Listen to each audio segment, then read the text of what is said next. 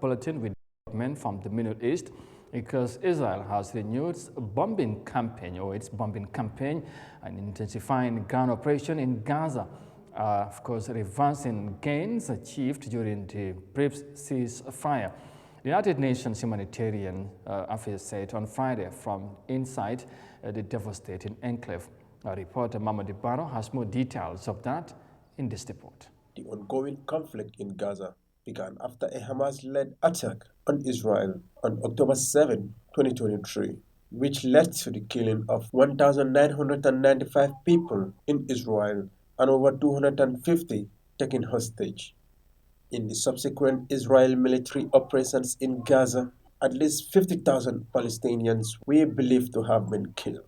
However, after a brief ceasefire, during which several hostages were released in exchange for Palestinian prisoners held in Israel, a bombing campaign and ground operation against Gaza has recently resumed. Since then, hundreds of civilians, including children, have been killed. Speaking via video link in Geneva, Senior Deputy Director of Affairs in Gaza for the United Nations Agency for Palestinian Refugees, Sam Rose, expressed deep concerns about the recent bombardments in the enclave.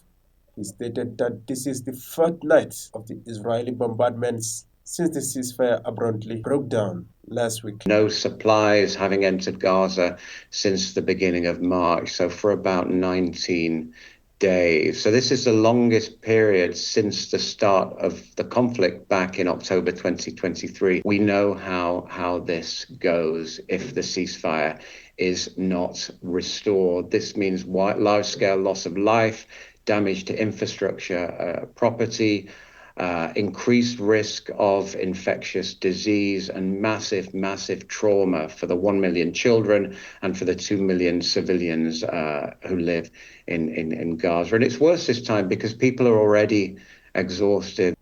These comments came as the Israel Defense Minister reportedly issued instructions for further occupation of parts of Gaza and one of partial annexation unless further hostages are released.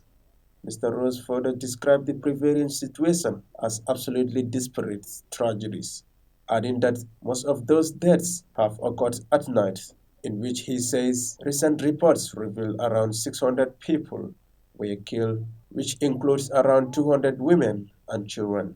Waking up from another intense night of bombardments, the fourth night of bombardments since the ceasefire abruptly broke down on Monday night, and the situation is gravely concerning. Most of those deaths have occurred at night. The Ministry of Health here is reporting around 600 people killed, amongst those around 200 women and children. So absolutely desperate tragedies that are occurring. Gaza's health ministry states at least 50,082 Palestinians were confirmed dead and 113,408 wounded in Israel's war on Gaza. Gaza's government media office also updated death toll to more than 61,700, and thousands of Palestinians missing under the rubble are presumed dead. At least 1,139 people were killed in Israel during the Hamas-led October 7, 2023 attacks, and more than 200 taken captives. Reporting for Eyeafrica News, I am Mamadi Barrow.